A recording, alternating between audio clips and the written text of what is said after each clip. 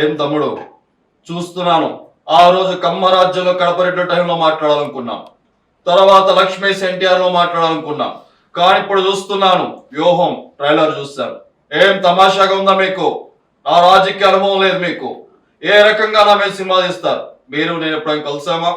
మీకు నాకేమైనా గొడవలు ఉన్నాయా? ఎందుకు నన్ను అంత నెగిటివ్ గా చిత్రీకరిస్తున్నారు? మీ ఉద్దేశం ఏంటి? ఇప్పుడు చంద్రబాబు గారు, నా పాయింట్ ఏంటంటే, ఇప్పుడు నేను పాలిటీషియన్ కాదు, నేను రాజకీయ నాయకుడు. నేను ఒక ఫిల్మ్ మేకర్, ఒక మామూలు సిటిజన్ ఆంధ్రప్రదేశ్ స్టేట్ లో.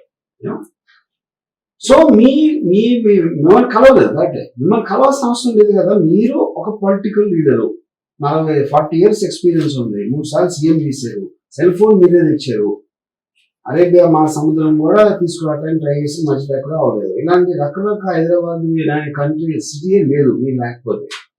కానీ ఇవన్నీ మీరు చెప్తున్నారు, పాయింట్ 1. దీంతో పాటు ఇంకా ఏమేమి చేశారు ప్రజలు అందరికీ తెలిసిన ఉన్నాయి. మీరు ఎన్టీ రామారావు మీరు ఇప్పుడు ఎలా కొడిసారు, అది ఎలా చేసి ఎన్ని ఉన్నాయి. వాటన్నిటి నుంచి వచ్చిన నా ఇంప్రెషన్ తోటి ఈ సినిమా చేస్తున్నా. అప్పుడు మీరు ప్రజల్లో ఏం చేస్తున్నారని తెలిసిన నాలెడ్జ్ కి నేను మిమ్మల్ని పర్సనల్ కలిసి నేను మాట్లాడి దాని గురించి దాని మీద తీయలేదు కదా సినిమా. అది నా పాయింట్. అలా కాదు, మీరు ఆ మాదిరిగా చూస్తే జగన్మోహన్ రెడ్డి గారి దగ్గర ఎంత ప్యాకేజ్ తీసుకున్నారు చెప్పండి, మేము అదే ప్యాకేజ్ ఇస్తాము, మమ్మల్ని హైలైట్ గా సినిమా తీయండి. మీరు సార్ మీరు నమ్మిన నమ్మకపోయి నేను ప్యాకేజ్ కోసం, ఎందుకంటే ప్యాకేజ్ అనేది ఇప్పుడు నేను అలాగూ చెప్తే మీరు ఆల్రెడీ ఫిక్స్ అయిపోయారు కాబట్టి మీరు నమ్మరు. ఓకే, కానీ మీరు ఎంత పెద్ద ప్యాకేజ్ ఇచ్చినా, ఒకవేళ జగన్ గారు ఇచ్చారు అనుకున్నా తీరు. ఎందుకంటే ఎన్టీ రామారావు ఎందుకు తీయగా నామాన్ని తీయట్లేదు. ఎన్టీ రామారావు గారు కొన్న క్యారెక్టర్ ని పోర్ట్రేట్ చేయటంలో అక్కడ జరిగిన దాంట్లో దాని మూలాన్ని తీయగలిగా. సిమిలర్ గా నేను జగన్ గారిని పాజిటివ్ గా చూపిస్తున్నానని మీరు అనుకుంటే అది నాకు జగన్ గారికి ఇంప్రెషన్, నేను దాన్ని చెప్పి దాయి. ఓకే, సో మిమ్మల్ని హీరోగా పెట్టి సినిమా తీయటం అనేది ప్రపంచంలో స్టీవెన్ స్పీల్బర్గ్, జేమ్స్ కెమెరాన్ వల్ల కూడా అవ్వదు. ఎందుకంటే మీరు ఉన్నదే వినది మొత్తం మీరు. అందుకని నేను కానీ ఎవరు కానీ మీ మీద సినిమా తీయదు. కరెక్ట్ గా మీరు ఎలక్షన్ మూమెంట్ లోనే సినిమా రిలీజ్ చేస్తున్నాం, దాని వల్ల నేను చాలా బాధపడుతున్నా. వారి తర్వాత చూస్తే నా కొడుకుని చాలా కామెడీగా చూపిస్తున్నారు. ఇది ఎంత వరకు కరెక్ట్ అని అడుగుతున్నాను ఈ రోజు. సో ఇప్పుడు ఎలక్షన్ లో తీయడం లేదండి, సినిమా తీసిందే ఎలక్షన్ అప్పుడు హాట్ టాపిక్ గా ఉంటది. అందరూ మీరు కానీ మీ ప్రత్యర్థులు కానీ ఎవరైనా కానీ ఉంటారు, న్యూస్ లో ఉంటారు కాబట్టి దానికోసమే తీయడం జరిగింది. అప్పుడు ఎలక్షన్ ముందు చేస్తున్నారు అనే దాంట్లో అర్థం. ఇకపోతే మీ కొడుకు కామెడీ నుంచి చూపెడుతున్నాను అని మీరు అంటే, కామెడీ నుంచి చూపెట్టకపోతే ఇంకా చూపెడతారు ఎవరైనా? మీరు చెప్పండి. అది మీరు చెప్పగలిగితే నేను చంద్రబాబు నాయుడు ఫిల్మ్ ఇన్స్టిట్యూట్ లో వచ్చి నేను మళ్ళీ నేర్చుకోవడానికి ట్రై చేస్తాను. మీరు ప్రయత్నం చేయండి. తదుపరి మీకు ఇక్కడ చెప్తున్నాను వార్నింగ్, రాబోయే ఎలక్షన్ నేనే గెలుస్తాను. అప్పుడు చూస్తాను. మీకు ముంబై మాఫియా ఉండొచ్చు, దావుద్ ఇబ్రహీం ఉండొచ్చు, కానీ రాబోయే ఎలక్షన్స్ లో విజయం వచ్చిన తర్వాత అప్పుడు చూద్దాం తమ్ముడు. అప్పటి వరకు నేంటో చూపిస్తాను. ఏం చూస్తారు అయ్యారు అనుకుందాం, ఏం చేస్తారు అప్పుడు? అంటే ఏదో చేసేసి మీ గ్యాంగ్ తీసుకొస్తారా, లేకపోతే మీకున్న పోలీస్ వ్యవస్థని మీ నౌకర్లాగా వాడుకుని ఏమన్నా చేస్తారా? అది కూడా చెప్పండి. నేను గెలిచాక చూపిస్తాను నేనేంటనే. Okay, thank you sir. అంటే నాకు ఒకటే చెప్తున్నాను, ఇప్పుడు చంద్రబాబు నాయుడు గారి గురించి మీరు అభిమానం అంటున్నారు. మీరు అభిమానం చెప్పి నన్ను ఈరోజు ప్యాకేజ్ ఇస్తారు అని చెప్పి ట్రైలర్ లో చూపించడం అది ఎంతవరకు కరెక్ట్ వరం గారు? మీరు చెప్పున్నారు. ప్యాకేజ్ స్టార్ అని నేను చెప్పలేదు, చంద్రబాబు నాయుడు మీ గురించి చెప్పారు, అది నేను చూపించాను. నేను కెమెరాతో అక్కడ ఉన్నాను కాబట్టి అది నేను తీశాను. నేను ప్యాకేజ్ స్టార్ ఎప్పుడు నేను చెప్పలేదు. సో చంద్రబాబు క్యారెక్టర్ ఆఫర్ చేశాను, ఆఫర్ చేసింది మీరు స్వీకరించారని కూడా నేను చెప్పలా. నేను చర్యలు చూస్తాం, ఇంకొకసారి చూడండి. ప్యాకేజ్ ఇస్తా అన్నారు, దాని మీద మీరు రియాక్షన్ ఇవ్వలేదు కదా. అప్పుడు తీసుకున్నారా లేదా అనేది సస్పెన్సే కదా, నేను చూపించింది అదే. మీరు వ్యక్తిగతంగా ఏ ఇంటర్వ్యూలో చూసినా నేను పవన్ అభిమాని అంటారు. అభిమాని ఎప్పుడు కూడా తనకు నచ్చిన హీరోని నెగిటివ్ గా చూపించకూడదు అనే విషయం మీకు ఎందుకు తెలియదు? ఇప్పుడు అభిమాని అనే దానికి నిజమైన అభిమాని అర్థం ఏంటంటే, తను అభిమానించే అతను చాలా బాగుండాలి, పైకి వెళ్ళాలి, అతను అనుకున్నన్ని సాధించాలి అనుకున్నవాడే నిజమైన అభిమాని. ఊరికని మీ మొహం చూపిస్తే చప్పట్లు కొట్టి గీయమనే కాకులాగా మన మేకలాగా అరిస్తే అదే అభిమానం అని మీరు అనుకుంటే నేనేం చేయలేదు. నేను కేవలం మీ మంచి కోరే నేను చెప్పిన ప్రతిదీ ఒక ఉచిత సలహా. తీసుకోవడం తీసుకోపోవడం అనేది మీ జ్ఞానం మీద ఆధారపడదు. తర్వాత నాకు చాలా మంది వాట్సాప్ చేస్తున్నారు. నేను ధర్నాకి వెళ్ళినప్పుడు, చంద్రబాబు నాయుడు అరెస్ట్ అయినప్పుడు, నేను పడుకున్నప్పుడు రోడ్డు మీద పడుకున్న ఫోటో కావచ్చు, ఎక్కడ బండ్ల మీద పడుకున్నప్పుడు ఫోటో కావచ్చు, లేదంటే మీరు ట్విట్టర్ లో ప్రతి ఫోటోని ఎడిటింగ్ చేసి పెట్టడం వల్ల నా మనసు చాలా బాధ అనిపిస్తూ ఉంటుంది. ఎప్పుడు ఎందుకులే, సరే మనం మాట్లాడదాం, ఒక సమయం వస్తే సహిస్తాను, ఒక సమయం వచ్చినప్పుడు ఖచ్చితంగా వర్మాని ప్రశ్నించాలి అనుకున్నాను. ఇప్పుడు ప్రశ్నిస్తున్నాను, దానికి సమాధానం చెప్పండి. ఇప్పుడు మీరు ప్రశ్నించిన, నా దవడ పగలగొట్టిన, నా బట్టలు తీసి పరిగెత్తించిన, లేకపోతే గుంజి పిసికి చంపేసిన, అది ఆలోచన మీకు ఉండొచ్చు. కానీ అలా చేస్తే నన్ను కాదు, ఎవరిని చేసినా మీరు నుండి బొక్కలో పడతారు. ఇది వ్యవస్థ, నేను కాదు ఎవరు కాదు. ఇక పాయింట్ ఏంటంటే, ఇప్పుడు నేను అది పెట్టినప్పుడు అది ఉన్నది నేను పెట్టింది కదా. మీరు పబ్లిక్ డొమైన్లో ఉన్నారు, మీరు ఒక సూపర్ స్టార్, మీరు ఒక పాలిటీషియన్. సో పబ్లిక్ డొమైన్లో ఎవరు ఉన్నా సరే, ఎవరైనా సరే వాళ్ళ తోచిన విధంలో ఒక రెస్పాండ్ అవ్వచ్చు దానికి. అప్పుడు నేను 1 month ముందు మీ ఫోటోలు పెట్టాను వ్యూహంలో. మీరు అది చూసి అప్పుడు సిబిఎన్ గారు అరెస్ట్ అయినప్పుడు నా ఫోటోలు కాపీ కొట్టేది నేను మీ మీద అభియోగం పెడితే ఏం చేస్తాను మీరు? అప్పుడు నా ఫోటోలు నేను తీసిన అదే పోజ్లో అక్కడ మీరు కూర్చుంటే మీరు నా ఫోటోస్కి మీరు వాల్యూట్ ఇస్తున్నారు. మీరు ఆల్రెడీ చేసిన దాన్ని నేను ఇమిటేట్ చేసినప్పుడు మీరు చేయొచ్చు, కానీ నేను చేసిన తర్వాత మీరు పెడితే అప్పుడు ఎవరెవరిని అడగాలి? ఇది ఒకసారి ఆలోచించాం. అంటే మీ వ్యక్తిగతంగా మీరు సమాధానాలు బాగానే చెప్తారు, కానీ రాత్రిపూట అంటే ఏ హీరో మీద చూపించిన విధానం కరెక్ట్. మీరు నన్ను ఎందుకు ఫోకస్ చేస్తారు? అందరికన్నా మీరు ప్రతి హీరో కాబట్టి ఒకటి. నేను 2 మీరు ఒక్కరే పాలిటీషియన్ కాబట్టి. 3వది అడ్డదిడ్డంగా ఏవి కన్సిస్టెన్సీ లేకుండా మాట్లాడే వ్యక్తి మీరు ఒక్కరే కాబట్టి. దానివల్ల అభిమానులు దాడి చేస్తారని భయం లేదా మీకు? సార్ మీ అభిమానులు, నేను చెప్తాను అది అయిపోయింది ఇందాక, అది ఎవరెవరైతే ఆ ఫ్రంట్ బెంచ్ మీ మీటింగ్ దగ్గర ఉండి కైకి నడుస్తారో వాళ్ళు ఫస్ట్ మీ అభిమానులు. వాళ్ళ బుర్రలేని వాళ్ళు. మీ అమ్మాయి లేరంటలేదు, కోట్ల మంది ఉన్నారు. మా మదర్ కూడా మీ అభిమాని. వాళ్ళు మీ సినిమాని మిమ్మల్ని అభిమానిస్తారు. మీటింగుల దగ్గరకు వచ్చి అరిసే వాళ్ళ గురించి మీరు క్యారీ అయిపోయి మీ అసలు అభిమాని మీరు దూరం చేసుకున్నారు. దాంట్లో మా మదర్ నేను కూడా ఉన్నాం. వెనుకలో మోడీ గారు ఉన్నారు, ఆ విషయం మీకు తెలియట్లేదు. మోడీ గారు లాంటి వ్యక్తిని నేను ఈరోజు ఎంతగానో నేను ఆయన వెనక నుండి ఇదంతా చేస్తున్నా. అనంత గొప్ప వాళ్ళు ఉన్నప్పుడు కూడా మీరు కొంచెం కూడా భయం లేకుండా నా గురించి నెగిటివ్ ప్రచారం చేస్తున్నారంటే, నేను మొన్న చెప్తున్నాను, ఈ 29న సినిమా ఏ రకంగా రిలీజ్ అయ్యిద్దో, ఎలా రిలీజ్ చేస్తారో చూస్తా. ఇప్పుడు ఒకటి, మీరు మోడీ వెనకాల ఉన్నదన్నారు. నేను ఏ ఫోటో చూసినా మీరు మోడీ వెనకాల ఉన్నారు. మోడీ వెనకాల లేడు. పాయింట్ 1, అది అక్కడ రాంగ్ ఇన్ఫర్మేషన్. సెకండ్ పాయింట్, ఇది చేస్తా అది చేస్తా మీరు చెప్తానే ఉన్నారు. ఎవరినో బట్టలు ఇప్పిస్తా, లేకపోతే చొడి చేస్తా, చంపేస్తా అని మీరు పొద్దున్న లెగిస్తే పదబ్బాలు పలుకుతూనే ఉంటారు. అది ఎంతవరకు ఒక్కటి కూడా దాని నుంచి రాలేదు. సో అలాంటప్పుడు అందులో భాగంగానే ఇది కూడా నేను ఒక empty vessels make lot of noise అని ఇంగ్లీష్లో ఒక సామెత ఉంది. అది ఒక్కసారి మీరు 2 లక్షల పుస్తకాలు చదివారు కాబట్టి ఆ పర్టికులర్ ఫేస్ అర్థం ఏంటో ఒకసారి అర్థం చేసుకోండి. అంటే ఈ సినిమా ట్రైలర్ చూస్తున్నప్పుడు ఏదో అన్నయ్య నేను నిజంగా మాట్లాడుకున్నట్టు, అన్నయ్య నాకేదో సలహా ఇస్తే అన్నయ్య మాట వినకుండా నేను వెనక్కి వెళ్ళిపోయి మీరు చూసినట్టుగా ఈ ట్రైలర్ లో ఎందుకు అన్నయ్య ఇన్వాల్వ్మెంట్ చేయాల్సి వచ్చింది? నాకు చాలా బాధ అనిపిస్తుంది మీరు అన్నయ్య ఇన్వాల్వ్మెంట్ చేయడం. అదే ఇప్పుడు మీ అన్నయ్య కూడా పొలిటికల్ పార్టీ, అన్నయ్య కూడా ఫిల్మ్ స్టార్ మీలాగే.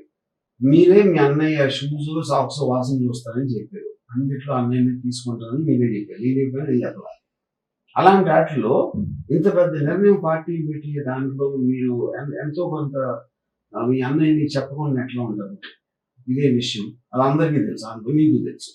సో అలా చెప్పింది, అలా ఉన్నది, అలా అలా అదే నేను ఇచ్చాను. నిజంగా వర్మ రాజకీయాలకు దూరం అయ్యే సినిమాల్లో ఎంతో ఉత్సాహం ముందుకెళ్తున్నాను. నన్ను ఈ ట్రైలర్ లో పెట్టి వివరమైతే గాని శౌరం అయితే గాని వివరం రాదు అన్న డైలాగ్ పెట్టావు.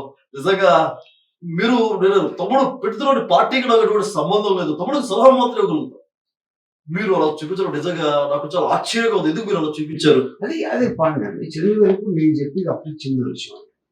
ఇప్పుడు మీరు ఒకే ఇంట్లో వచ్చి అంత అనుబంధాలు ఉన్న అన్నదమ్ములు అని అందరికీ కథ వినిపించి మీరు స్టేజ్ మీద ఫిలిం ఈవెంట్స్ లో అంత చెప్పిన తర్వాత 100% ప్రజారాజ్యం పార్టీ అనేది ఫీల్ అనేది కదా జనసేన పార్టీ పెట్టింది. ఎందుకంటే తమ్ముడుగా మిమ్మల్ని ఏమి అనలేక ఆయన ఇంకో పార్టీ పెట్టుకున్నాడు. అప్పుడు మీరు అంత కష్టపడి పైకి వచ్చే పెద్ద స్టార్ అయ్యి మీ తమ్ముడు అవ్వటం వలన తనకు వచ్చిన బూస్ట్ తోటి తను కూడా స్టార్ అయ్యి దాని తర్వాత మిమ్మల్ని మీరు చేసింది కరెక్ట్ కాదు నేను చేస్తా ఇప్పుడు అని జనసేన పార్టీ పెట్టినప్పుడు ఆ జనసేన పార్టీ కూడా అత్యంత దారుణంగా ఓడిపోతే ఎంతో కొంత మీకు ఆనందం కలగకుండా ఎట్లా ఉంటుంది అనే చెప్పండి. మనిషి అన్నవాడుకి ఉండకుండా ఉంటుందా అనేది అది ఊహించి మేము చేసాం. అది మీరు అనుండొచ్చు, బయట అనుండొచ్చు, లోపల అనుకుండొచ్చు, ఇంట్లో జనం ఉండొచ్చు. సినిమా అనేది ఇంటర్ప్రిటేషన్. గాంధీ కస్తూర్బాతో గాంధీ సినిమా తీస్తే గాంధీ కస్తూర్బా బెడ్డు ఏమాడుకున్నారు డైరెక్ట్గా ఎట్లా తెలుస్తుంది? ఏ సినిమా అయినా కూడా ఇంటర్ప్రిటేషన్. వాస్తవానికి మీరు మొత్తం దగ్గరుండి చూస్తున్నట్టు మొత్తం విన్నట్టుగా మీరు ఆ చిత్రీకరణలో అల్లు అరవింద్ కూడా పక్కన పడడం నిజంగా చాలా బాధ అనిపిస్తుంది. అల్లు అరవింద్ ఎందుకు పడాల్సి వచ్చింది? అంటే ఆయన కూడా మీ ఇంట్లో ఇంపార్టెంట్ పర్సన్ కాబట్టి మనకి అల్లు అరవింద్ గారు ఫిల్మ్స్ జానీ ఆ టైం నుంచి దానికి ఉన్న వాళ్ళిద్దరికి ఉన్న అభిప్రాయం చాలా సార్లు ఇండైరెక్ట్ గా కూడా పవన్ కళ్యాణ్ చెప్పడం జరిగింది. అందరికీ తెలిసిన ఒక విషయం ఏంటి, మీరు పవన్ కళ్యాణ్ కన్నా ఎక్కువ అల్లు అరవింద్ గారికి ఎక్కువ క్లోజ్. అలాంటప్పుడు మీ ఇద్దరు పవన్ కళ్యాణ్ గురించి వెనకాల మాట్లాడుకోవడం అనేది సహజమే కదా, అది నేను చూపించాను. చూశారు కదా వర్మ, ఈ సినిమాలో నన్ను పెట్టలేదు, లాస్ట్ సినిమాలో నన్ను బాగా పెట్టావు, జ్యోతిని బాగా చూపించావు, నన్ను బాగా చూపించావు.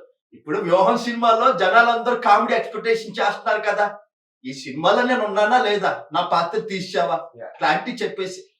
ఇంకా నాకు మీకన్నా బెటర్ కామెడియన్ లోకేష్ ఒక కొత్త యాక్టర్ అంటే అందుకని ఈ సినిమాలో మీ క్యారెక్టర్ అట్లా అంటే లోకేష్ అంటే పప్పు అంటారు, అతనేనా? మీకు తెలుసు కదా, అందుకని వీడియో చేపిస్తారు కదా. అంటే మీరు ఏం చెప్పరు అంటే ఈ సినిమాలో నేను లేను. 191 దేశాలు తిరిగాను. ఈ ఎలక్షన్ లో కూడా నేను క్యాంపింగ్ చేయబోతాను నెక్స్ట్ ఏపీలో. మీరు నన్ను పెట్టాలి కదా, పెడితే కదా అక్కడ జనాలు చూసి కామెడీ చూసేది.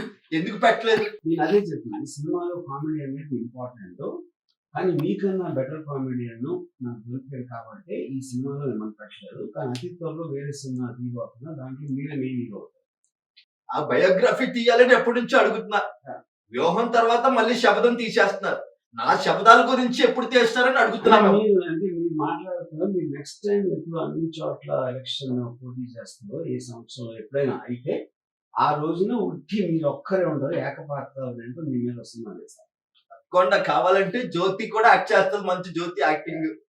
ఇప్పుడు చాలా మంది మొన్న కమరాజ్యంలో కడపరెడ్లు తీశారు, అందులో నా క్యారెక్టర్ అన్ని క్యారెక్టర్ కంటే బాగా హైలైట్ అయింది. జనాలకు కూడా వ్యూహం 29 రిలీజ్ అవుతుంది కదా, ఆ కమెడియన్ తో పాటు లోకేష్ అనే పాత్రతో పాటు పాల్ పాత్ర కూడా పెట్టుంటే బాగుండేదని జనాల ఎక్స్పెక్టేషన్. పాటలను పెట్టారు ఆ సినిమాలో. జనాలు ఎక్స్పెక్ట్ చేస్తున్నారని మీరు అనుకుంటున్నారండి. ఎందుకంటే మీకు వచ్చిన చోట ఓట్ల నంబర్లు చూస్తేనే అలాంటి క్రౌడ్ జనాలు అని ఎవరు అనరండి. లక్షల్లో ఉంటే జనాలు అంటారు. 2000, 3000 ఓట్లు వచ్చిన మీరు జనాల ఎక్స్పెక్టేషన్ అంటే ఆ జనాల కామెడీయా మీరు కామెడీ అన్నమాట.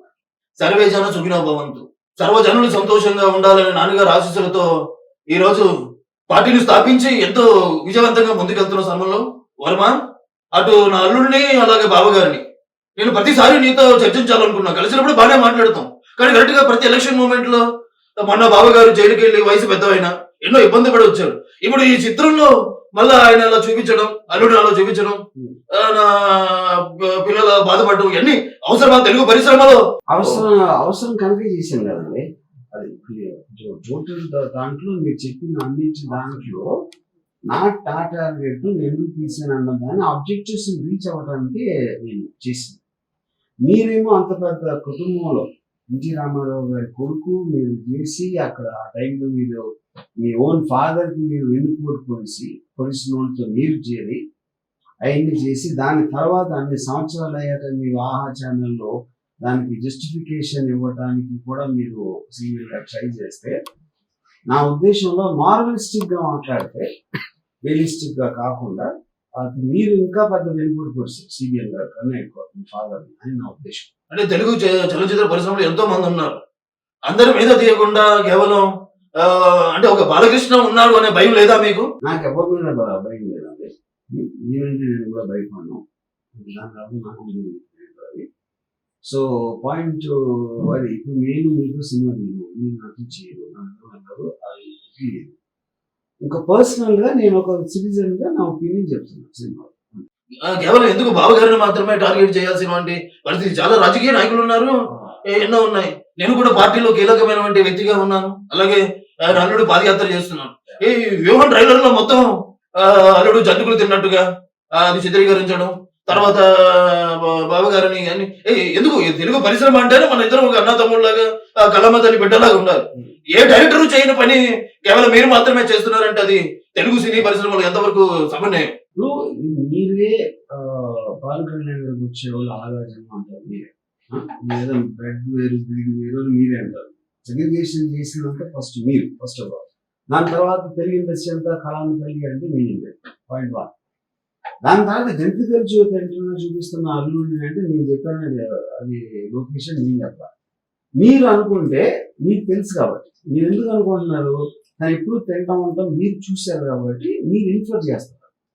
అప్పుడు అది మిమ్మల్ని మీరు ప్రశ్నించుకోవాల్సిన ప్రశ్న నన్ను అడగటం కాదు. చివరిగా సూటి ప్రశ్న, ఎందుకు చంద్రబాబు అంటే ఇష్టం లేదు, ఎందుకు జగన్మోహన్ రెడ్డి అంటే మాత్రం ఇష్టం? ఎందుకు మీరు జగన్మోహన్ రెడ్డికి మిగతా ఇప్పటికీ చాలా చిత్రాలు, లక్ష్మీ ఎన్టీఆర్ ఆ సమయంలో కూడా చాలా ఆవేశపడినటువంటి సందర్భం, మరలా ఇప్పుడు ఇది ఎందుకు దీనికి క్లియర్ ఆన్సర్ అండి. December 29th మీరు ఏదైనా మీ చాలా విలువైన సమయంలో 2 గంటలు కేటాయించి వ్యూహం సినిమా చూస్తే మీకు క్లియర్ కట్ సమాధానం వచ్చేస్తుంది. సరే, నేను కూడా పెద్ద బడా నిర్మాత నేనే ఒక ఎన్టీఆర్ ఆర్ట్స్ తరపు నుంచి మీకు ఇస్తాను. నాన్నగారి మీద ఒక అద్భుతమైన బయోపిక్ తీయండి. రాజశేఖర రెడ్డి గారు చేసిన తప్పు ప్రచారం అలా ఎందుకు కేవలం వైఎస్ కుటుంబాన్ని మాత్రమే హైలైట్ చేస్తూ సినిమాలు తీయడం, నాన్నగారి చరిత్రను చెప్పలేకపోవడం, బావగారు నడిపించడం ఎందుకు? వర్మ గారు చాలా ఆవేశంతో అడుగుతున్నా మిమ్మల్ని. డెఫినెట్ గా మంచి ఐడియా అండి. అప్పుడు మీరు చంద్రబాబుతో కలిసి మీ ఇద్దరూ కలిసి మీ ఫాదర్ని ఎలా వెన్నుపోటుకొచ్చారు అనే ఒక దాని మీద చాలా డీటెయిల్ గా సినిమా తీయడానికి మంచి డ్రామా ఉంటుంది. అది మీరే ప్రొడ్యూస్ చేస్తానంటే నాకు ఏమాత్రం అభ్యంతరం లేదు. ఏదైనప్పుడు కూడా 29న సినిమా ఏ రకంగా రిలీజ్ చేస్తారో, ఏ రకంగా థియేటర్లో అవుతే నా తెలుగు తమ్ముడు సత్తా ఏంటో, నందమూరి అభిమానుల యొక్క సత్తా ఏంటో చూపించే సమయం నాకు వచ్చింది, బావగారికి వచ్చింది. అలాగే నా తమ్ముడు కళ్యాణ్ అభిమానులు కూడా అందరూ చూస్తారు. 29న మీరు ఒక్కలే, మేము ముగ్గురు. మీ వైపు జగన్మోహన్ రెడ్డి ఉండొచ్చు, ఎవరైనా ఉండొచ్చు, ఆర్జీవి ఎంతైనా ఉండొచ్చు, కానీ ముగ్గురు కలిస్తే ఏ రకంగా థియేటర్లో ఆడతారో రిలీజ్ చేస్తారో మేము చూస్తాం. ఇప్పుడు రజనీకాంత్ సినిమా చూస్తుండ్రు, సినిమా ఒకటే సింగిల్ గా వస్తుంది. అలాగా మీరు ముగ్గురు వస్తున్నారు, నేను సింగిల్ గా వస్తున్నా, అలాగే జగన్ కూడా సింగిల్ గా వస్తున్నారు. అంటే మీరంటే వెనకాల జగన్, నాకు తెలిసి ఇదంతా వెనకాల నాకు వెనకాల ముందు ఎవరు ఉండరండి. ఎందుక అన్నట్టు ఎవరు వెనకాల అది ఉండాల్సి, మీరు అందరూ పక్క పక్కన అంటారు, ఒకటి కనిపించరు, ఒకటి మాయమైపోతారు, ఒకటి మళ్ళీ తర్వాత వస్తారు. అంత ఇన్కన్సిస్టెన్సీ ఉన్న గ్రూప్ కి నేను ఫస్ట్ నుంచి నేను ఒకదాని మీద నిలబడుతున్నాను. నాకు జగన్ గారు అంటే ఒక మంచి ఇంప్రెషన్ ఉంది, సిబిఎన్ మీద లేదు, దాన్ని నేను ఎప్పుడు మార్చలేదు. మీరు సిబిఎన్ అంటే ఇది అది, లోకేష్ అంటే అది అని ఒక టైంలో గ్రూప్ ఇచ్చారు, ఇప్పుడేమో వాళ్ళు లాంటి మనుషులు లేరు అంటున్నారు. అది మీరు ఆలోచించాల్సిన విషయం.